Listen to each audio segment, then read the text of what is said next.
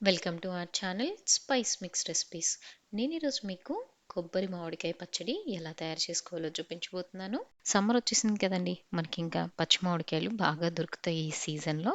కొబ్బరి ఇంకా పచ్చి మామిడికాయ కలిపి ఇలా పచ్చడి చేసుకొని కాస్తంత నెయ్యి వేసుకొని తిన్నారంటే టేస్ట్ సూపర్గా ఉంటుంది. మరి పచ్చడి ఎలా తయారు చేసుకోవాలో చూసేద్దామా.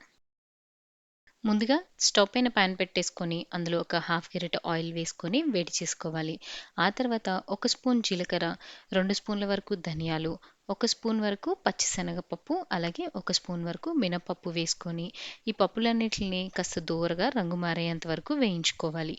ఇలా ఈ పోపు దినుసులు కాస్త వేగిన తర్వాత ఇందులో ఒక 7-8 వరకు ఎండుమిరపకాయ, అలాగే ఒక 5 వరకు బాగా కారంగా ఉండే పచ్చిమిర్చి వేసుకొని ఫ్రై చేసుకోవాలి. పచ్చిమిర్చిని ఇంకా ఎండుమిర్చిని మీ టేస్ట్‌కి తగినట్టుగా మీరు అడ్జస్ట్ చేసుకోవచ్చండి. ఇప్పుడు ఇందులో ఒక రెమ్మ వరకు కరివేపాకు, అలాగే ఫ్రెష్ కొబ్బరి ఒక కప్పు దాకా వేసుకోవాలి. ఒక కప్పు కొబ్బరికి 1/4 కప్పు పచ్చి మామిడికాయ వేసుకుంటే సరిపోతుంది. మామిడికాయని మరీ ఎక్కువగా వేసుకోకండి. ఎక్కువ వేసుకుంటే మనకి పచ్చడి అనేది బాగా పులుపొచ్చేస్తుంది. కొంచెం మామిడికాయ వేసుకుంటేనే పచ్చడి రుచి అనేది బావుంటుంది.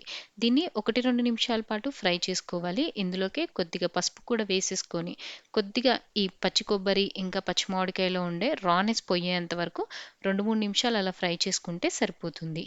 వేడి వేడి అన్నంలోకి ఈ పచ్చడి వేసుకొని తింటే ఎంత బావుంటుందంటే, ఇంకా పూట మీకు ఇంకేమీ తినాలనిపించదు. అంత బావుంటుంది.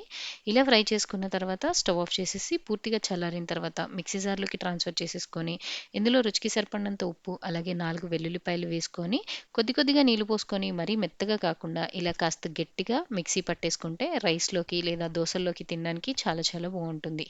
ఈ పచ్చడిని ఒక బౌల్‌లోకి తీసేసుకొని కొద్దిగా ఇంగువ వేసుకున్న పోపు కూడా వేసి కలిపేసుకుంటే మన కొబ్బరి మామిడి పచ్చడి అనేది రెడీ అయిపోతుంది. చూసారుగా ఈ పచ్చడిని ఎంత తొందరగా రెడీ చేసేసుకోవచ్చు కదా! దీన్ని మీరు కూడా ట్రై చేసి టేస్ట్ చేయండి. వీడియో నచ్చిందా ఛానల్‌కి సబ్స్క్రైబ్ చేసుకోండి.